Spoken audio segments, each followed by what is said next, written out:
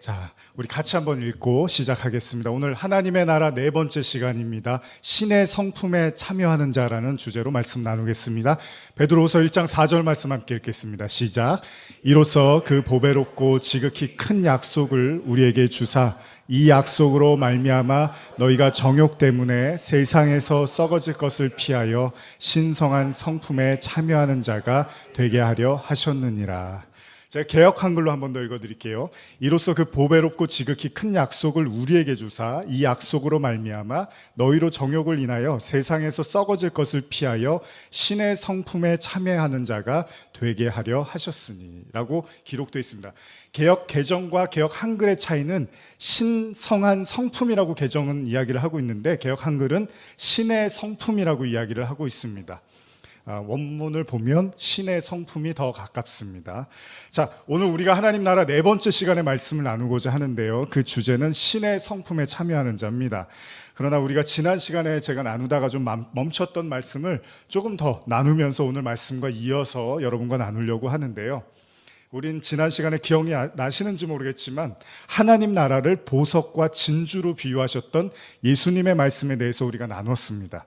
예수님은 값비싸고 귀한 보석과 진주를 발견한 자들이 그것을 사기 위해서 자기의 모든 걸 다 팔아서 그걸 산다라는 이야기를 하셨죠.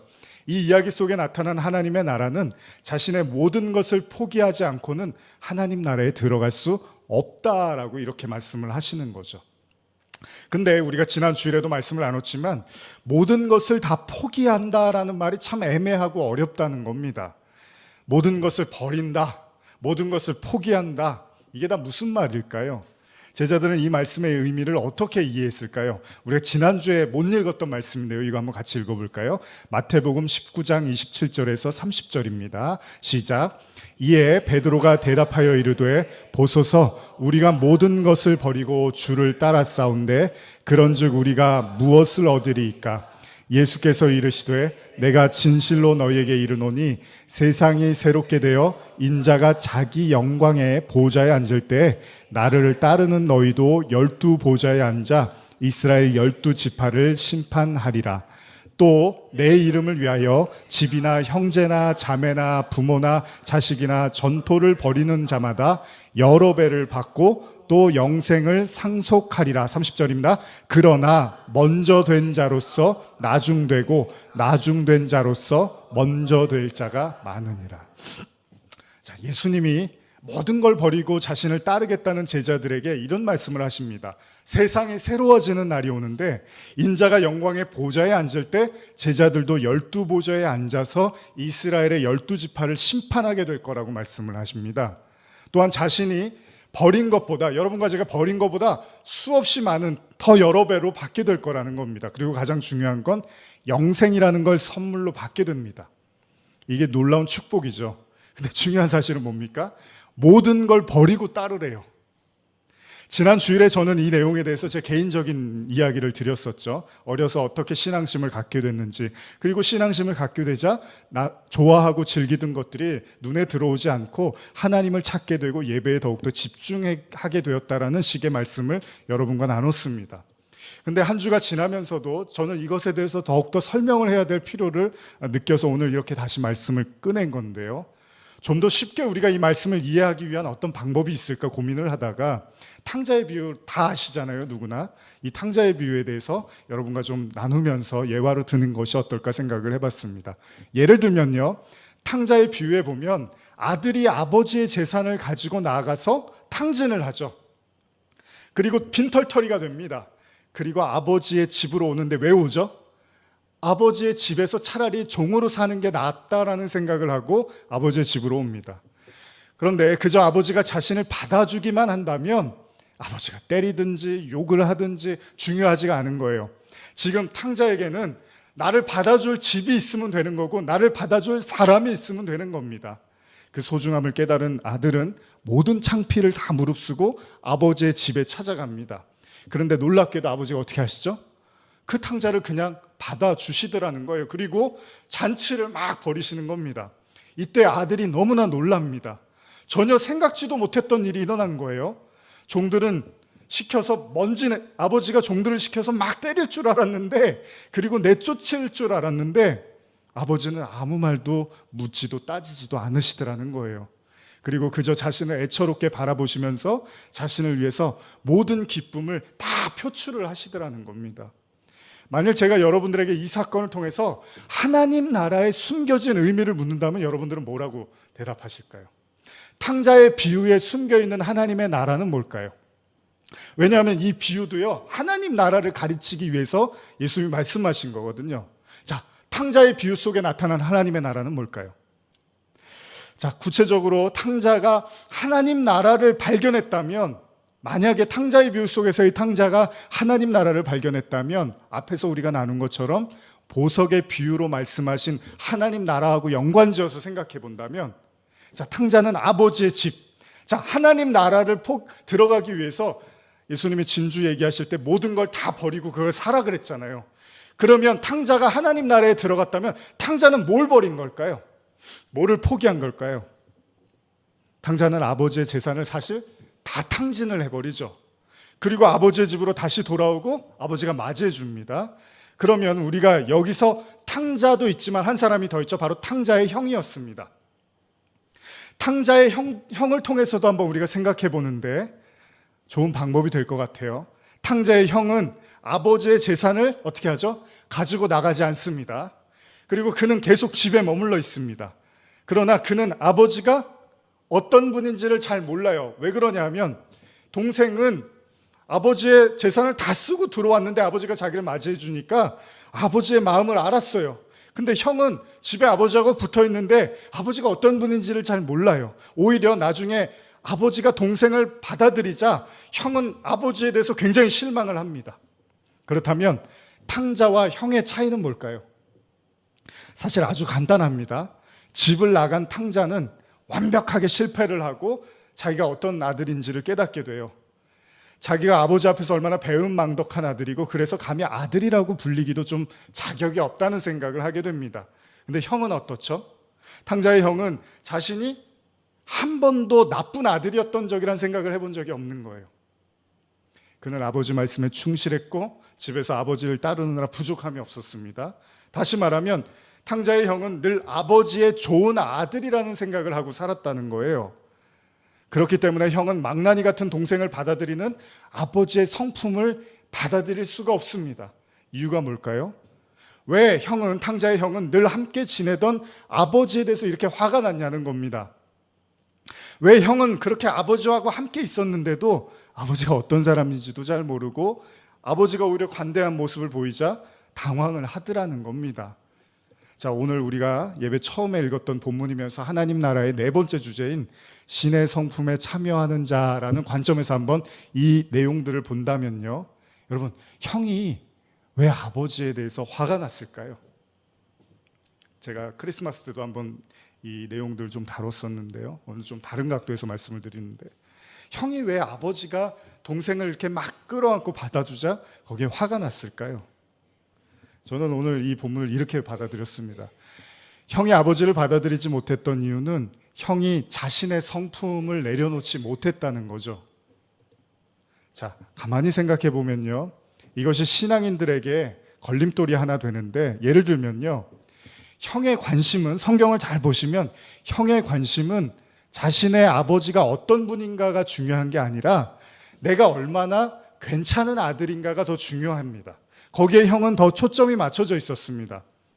그래서 큰아들은 꼬박꼬박 무슨 생각을 하냐면 내가 아버지의 말씀을 잘 따랐던 일들을 기억하고요, 그리고 그것들은 나의 자부심이 돼서 내가 아버지를 위해서 이런 일도 했고 저런 일도 했지, 하나씩 하나씩 쌓아두더라는 거예요. 그리고 이렇게 쌓아둔 자신의 선행은 결국 탕자의 비유의 마지막 순간에 아버지하고 다투기 위한 무기로 사용이 되는 겁니다. 예를 들면 누가복음 15장 28절에서 30절 보시면요, 그 형의 아버지와의 대화죠. 같이 한번 읽어보겠습니다. 그가 노하여 들어가고자 하지 아니하거늘 아버지가 나와서 권한대 아버지께 대답하여 이르되 내가 여러 해 아버지를 섬겨 어김을 없거늘 내게는 염소 새끼라도 주어 나와 내 벗으로 즐기게 하신 일이 없더니 아버지의 살림을 창녀들과 함께 삼켜버린 이 아들이 돌아오매 이를 위하여 살찐 송아지를 잡으셨나이다. 탕자의 형은요, 지난 시절에 아버지에 대한 모든 순종과 선행, 이것 때문에 오히려 아버지한테 더 실망을 하게 되는 요소가 됩니다.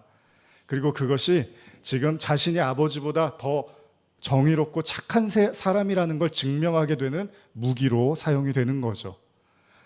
사실 형한테 중요한 건 동생도 아니고 동생을 따뜻하게 반겨주는 아버지도 아닙니다. 형이 지금 제일 중요한 건 뭐냐면 내가 옳다는 거예요. 내가 정당하다는 거예요. 내가 의롭다라는 겁니다.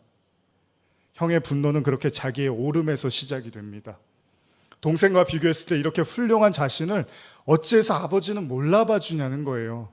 그리고 자신의 옳음이 아버지의 옳음보다도 훨씬 더 낫다는 생각을 하게 됩니다. 다시 말하면 내가 너무나 옳기 때문에 아버지의 옳음 따위는 하찮아 보인다는 겁니다. 실제로 성경에서 보면 예수님께서 심판과 관련된 말씀을 하실 때 이런 내용이 등장을 하는데요. 이건 제가 읽어드릴게요. 마태복음 25장 31절에서 33절 보시면 인자가 자기 영광으로 모든 천사와 함께 올 때 자기 영광의 보좌에 앉으리니 모든 민족을 그 앞에 모으고 각각 구분하기를 목자가 양과 염소를 구분하는 것 같이 하여 양은 그 오른편에 염소는 왼편에 두리라. 자, 심판에 대한 예수님의 비유인데요. 자, 여러분들이 아시죠? 양은 구원받는 사람들을 양이라고 하고 염소는 구원받지 못하는 사람들을 이야기합니다. 자, 예수님은 마지막 심판에 관해서 이렇게 말씀하십니다. 34절 이하도 제가 읽어드릴게요. 그때 임금이 오른편에 있는 자들에게 이르시니 내 아버지께 복받을 자들이여 나와 창세로부터 너희를 위하여 예비된 나라를 상속받으라. 내가 줄일 때에 너희가 먹을 것을 주었고 목마를 때에 마시게 하였고 나그네 되었을 때에 영접하였고 헐벗었을 때에 옷을 입혔고 병들었을 때에 돌보았고 옥에 갇혔을 때에 와서 보았느니라. 자, 예수님은 구원을 받는 양들을 향해서 자신이 목마를 때, 나그네 됐을 때, 헐벗고 병들었을 때, 옥에 갇혔을 때 도와줬다고 이야기를 합니다. 근데 이때 양이 뭐라고 얘기를 하면요, 양들이요, 25장 37절에서 39절인데요. 이건 같이 읽어볼까요? 이에 의인들이 대답하여 이르되 주여 우리가 어느 때에 주께서 줄인 것을 보고 음식을 대접하였으며 목마르신 것을 보고 마시게 하였나이까? 어느 때에 나그네 되신 것을 보고 영접하였으며 헐벗으신 것을 보고 옷 입혔나이까? 어느 때에 병드신 것이나 옥에 갇히신 것을 보고 가서 배웠나이까 하리니. 예수님의 말씀에 당황한 양들, 의인들이라고 하는데요. 이 사람들이 뭐라면 아니 우리가 한 게 없는데 왜 주님이 우리가 다 했다고 이렇게 말씀을 하십니까? 이렇게 이야기를 해요. 이때 임금님이 대답을 합니다. 제가 읽어드릴게요. 40절입니다. 임금이 대답하여 이르시되 내가 진실로 너희에게 이르노니 너희가 여기 내 형제 중에 지극히 작은 자 하나에게 한 것이 곧 내게 한 것이니라 하시고. 자, 여기서 예수님은 작은 자라는 표현을 들면서 그들에게 행한 것이 곧 나에게 행한 것이다 라고 말씀을 하십니다. 자, 양들은 이렇게 이야기를 합니다. 그런데 이제 반대편에 있는 염소에 대한 이야기인데요. 염소는 천국에 들어갈 수 없는 자들입니다. 자, 25장 41절에서 43절도 한번 같이 읽어볼까요? 시작. 또 왼편에 있는 자들에게 이르시되 저주를 받은 자들아 나를 떠나 마귀와 그 사자들을 위하여 예비된 영원한 불에 들어가라. 내가 줄일 때 너희가 먹을 것을 주지 아니하였고 목마를 때 마시게 하지 아니하였고 나그네 되었을 때 영접하지 아니하였고 헐벗었을 때 옷 입히지 아니하였고 병들었을 때와 옥에 갇혔을 때 돌보지 아니하였느니라 하시니. 염소들이 이 이야기를 듣고요 굉장히 당황을 합니다. 왜냐하면 자기네들은 살면서 한 번도 선행을 그친 적이 없었는데 지금 임금이 너무나 다른 이야기를 하고 있다는 겁니다. 그래서 염소들이 듣고 있다가 화가 나서 임금의 말이 끝나기만을 기다리고 이렇게 말합니다. 44절 제가 읽을게요. 그들도 대답하여 이르되 주여 우리가 어느 때에 주께서 줄이신 것이나 목마른 것이나 나그네 되신 것이나 헐벗으신 것이나 병드신 것이나 옥에 갇히신 것을 보고 공양하지 아니하더이까. 임금의 심판에 염소들이 기가 찹니다. 아니 자신들의 인생을 보니까 단 한 번도 단 한 순간도 착한 일을 그치지 않았고 주인을 위해서 모든 희생과 어려움을 감수했는데 갑자기 임금이 심판을 받으라는 거예요. 구원 못 받겠다고 얘기를 하시는 거죠. 염소들은 당황합니다. 왜냐하면 한 번도 자기네들이 구원에서 멀리 있다는 생각을 해본 적이 없었는데 임금은 자신들의 인생을 평가절하하고 있습니다. 탕자의 형처럼 그들이 임금의 심판 앞에서 내놓을 것이 뭐냐면 완벽할 만큼 최선을 다했던 자신들의 인생이었거든요. 아니, 우리가 언제 거역한 적이 있습니까? 아니, 우리가 언제 임금님의 명령을 따르지 않았던 적이 있습니까? 우리에게 왜 이런 얘기를 하십니까, 지금? 그러자 임금의 대답은 양들에게 하신 말씀과 유사한 내용으로 하시는데요. 이거 한번 같이 읽어볼까요? 마태복음 25장 45절입니다. 시작. 이에 임금이 대답하여 이르시되 내가 진실로 너희에게 이르노니 지극히 작은 자 하나에게 하지 아니한 것이 곧 내게 하지 아니한 것이니라 하시니라. 자, 우리가 이 말씀을 읽으면서 저 여러분들이 오해할 수 있는 것, 그게 뭐죠? 그래, 선행을 많이 해야지 천국에 갈 수 있지. 그러니까 작은 사람에게더라도 선행을 하면 우리가 천국에 들어갈 수 있을 거야 라는 식으로 이해해서는 절대 안 된다는 겁니다. 누구나 아는 것처럼요, 구원은 인간의 선행으로는 불가능합니다. 성경은 명확하게 이야기를 하고 있습니다. 그러니까 지금 읽으신 이 비유는 단순히 선행을 했느냐 안 했느냐를 가지고 예수님이 말씀하시는 게 아닙니다. 만약에 그랬다면 임금님이 선행한 자들 향해서 나무라서는 안 되죠. 그럼 우리는 생각할 겁니다. 여러분, 왜 염소들이 심판을 받았을까요?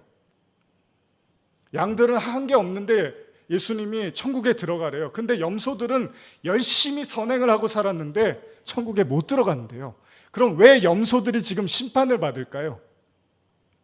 그들이 선행을 열심히 했는데 우리가 말하듯이 혹시나 왼손이 한 걸 오른손 모르게 해야 되는데 막 떠벌리고 다녀서 그런가요?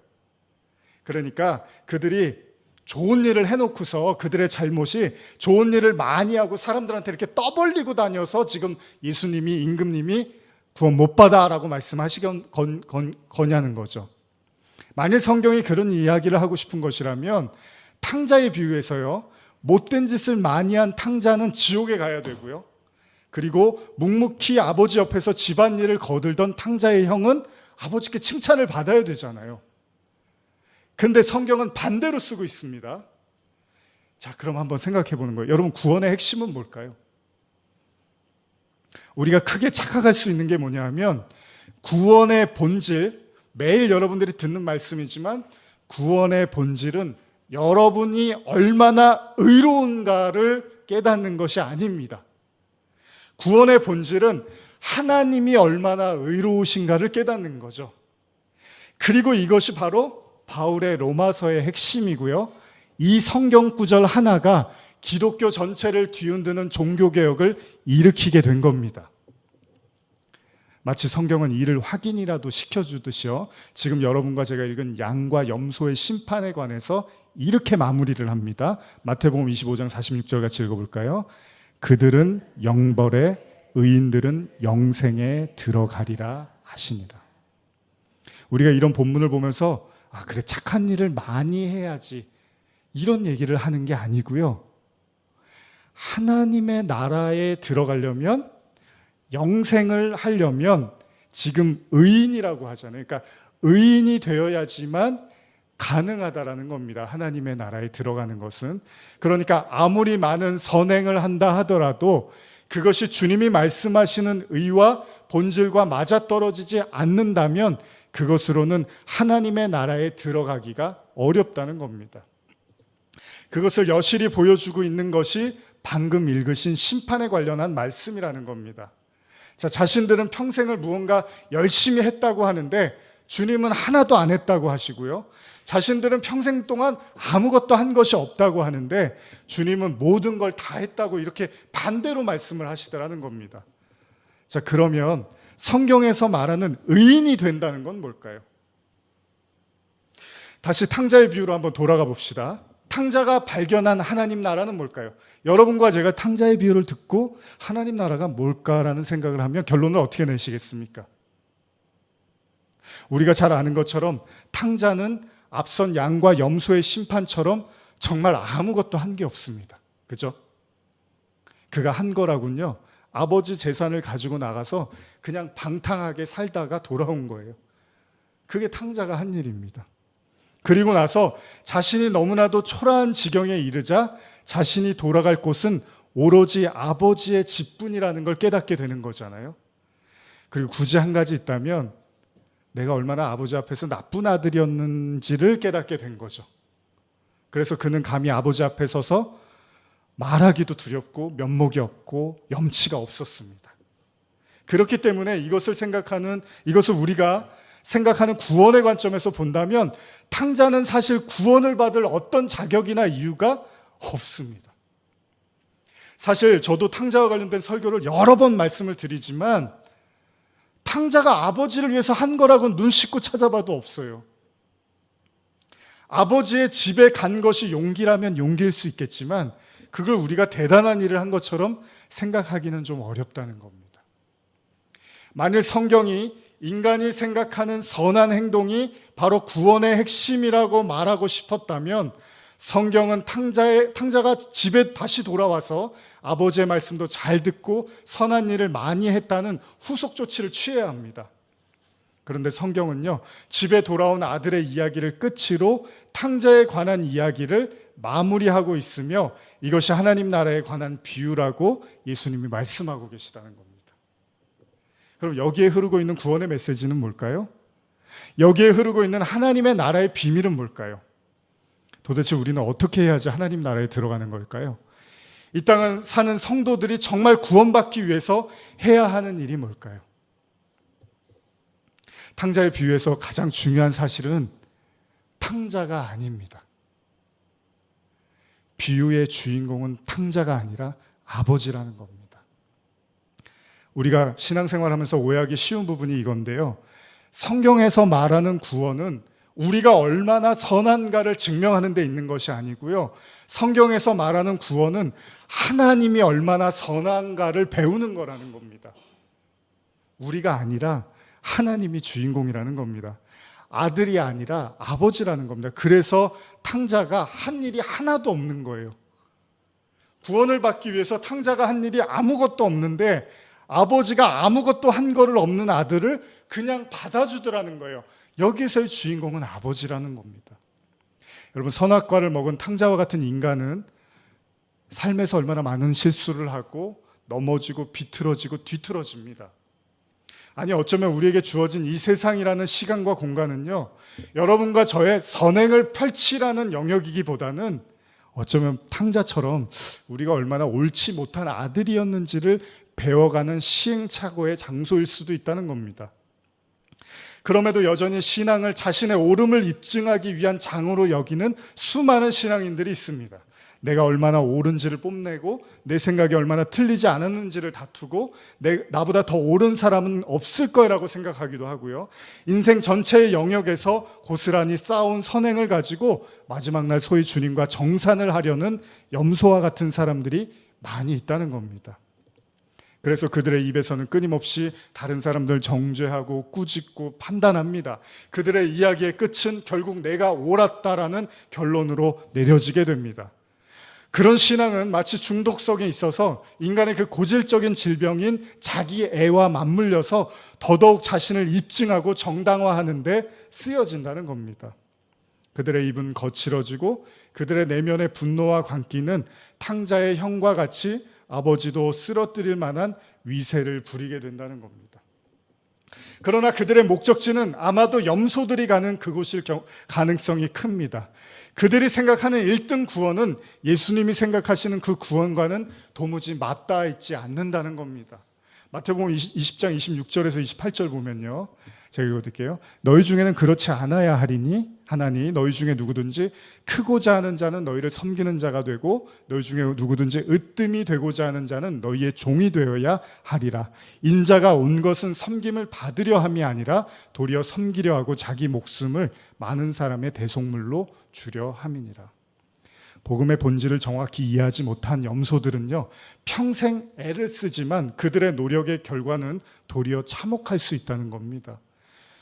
오히려 바울은요, 복음의 본질을 깨닫자 자신이 구원을 위한 1등 성도가 아니라 오히려 꼴등이라는 걸 배우게 되는 거죠. 디모데전서 1장 15절 한번 같이 읽어볼까요? 시작. 미쁘다 모든 사람 받을 만한 이 말이요 그리스도 예수께서 죄인을 구원하시려고 세상에 임하셨다 하였도다. 죄인 중에 내가 괴수니라. 죄인 중에 괴수라고 할 때 이 괴수는 괴물입니다. 괴물. 그러니까 자기가 죄인 중에서 제일 악질이라고 지금 바울이 이야기를 하는 겁니다. 제가 말하는 건 말로만 지금 죄인 하는 나팔을 이야기하는 게 아닙니다. 사람들이 스스로를 하나님 앞에서 죄인이라고 고백하는 사람은 많지만요, 진짜 죄가 뭔지를 잘 아는 사람은 그렇게 많지 않습니다. 진짜 자기가 죄인이라는 사실을 깨달은 자만이 볼 수 있는 게 있는데요, 그게 뭐냐 하면 아버지의 성품이라는 겁니다. 하나님의 성품, 즉 신의 성품이라는 겁니다. 다시 탕자의 비유로 돌아가 보면요, 탕자가 언제 아버지라는 존재, 아버지가 어떤 분인가라는 것을 발견한 시점이 언제죠?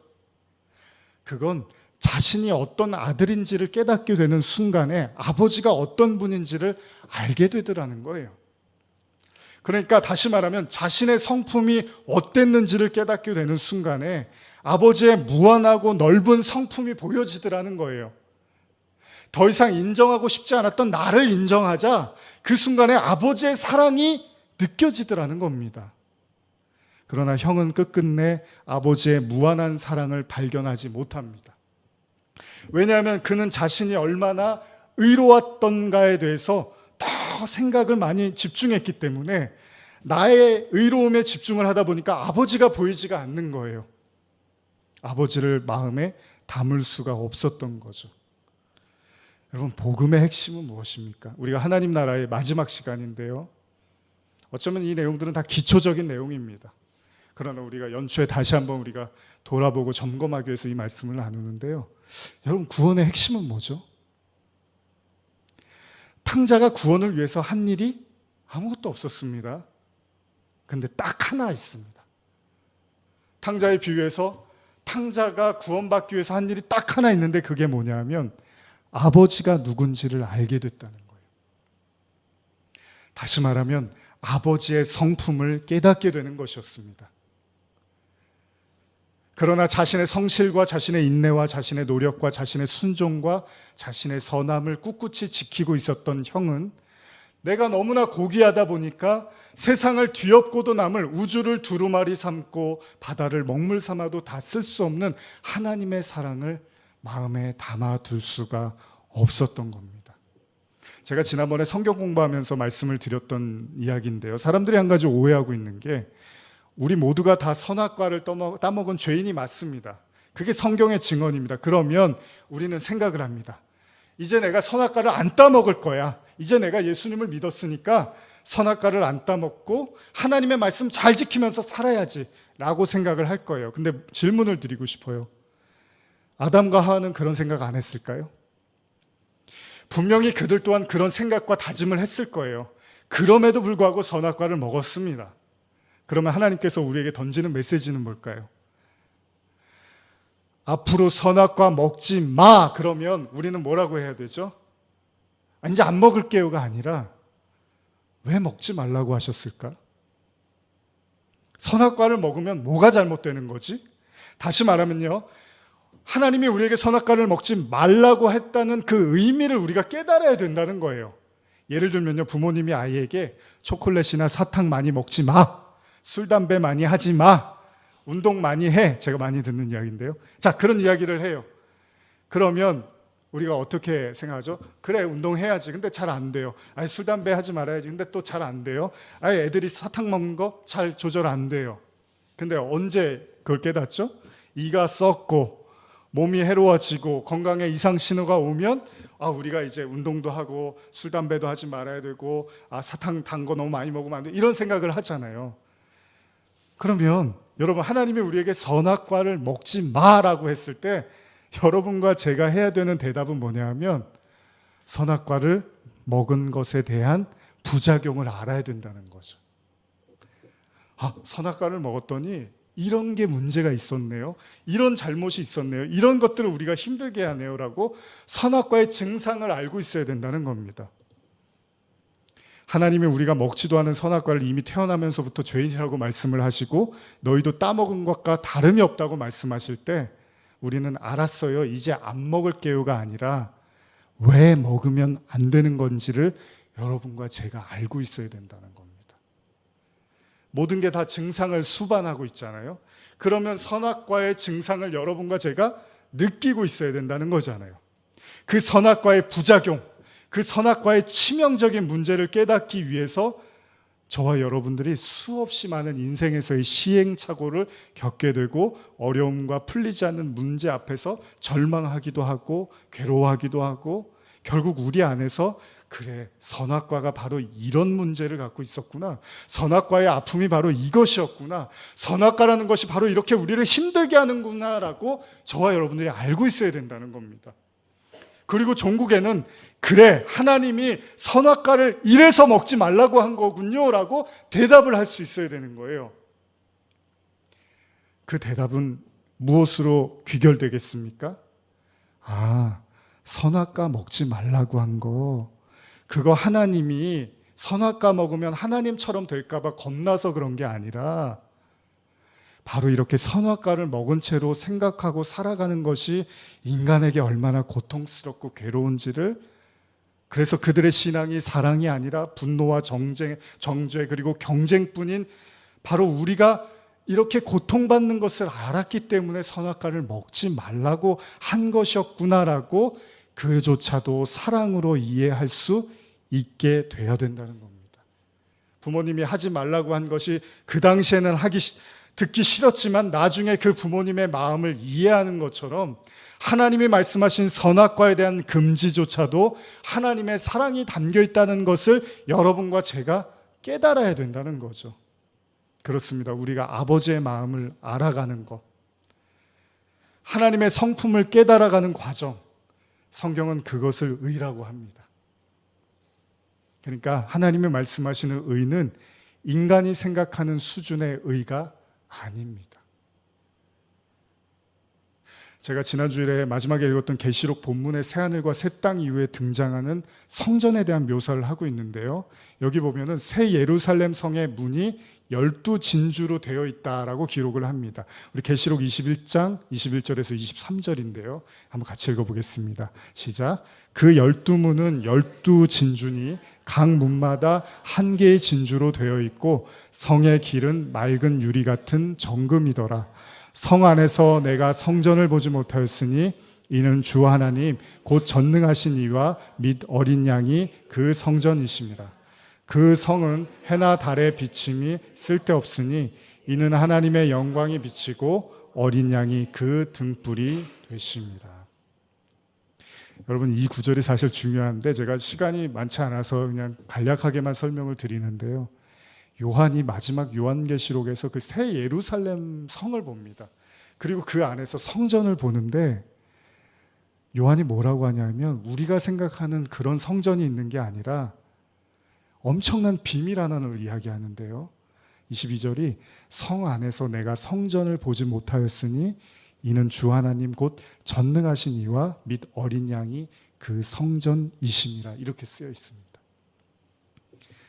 무슨 이야기냐면요. 여러분이 이제 계시록을 향해서 우리가 가는 거잖아요.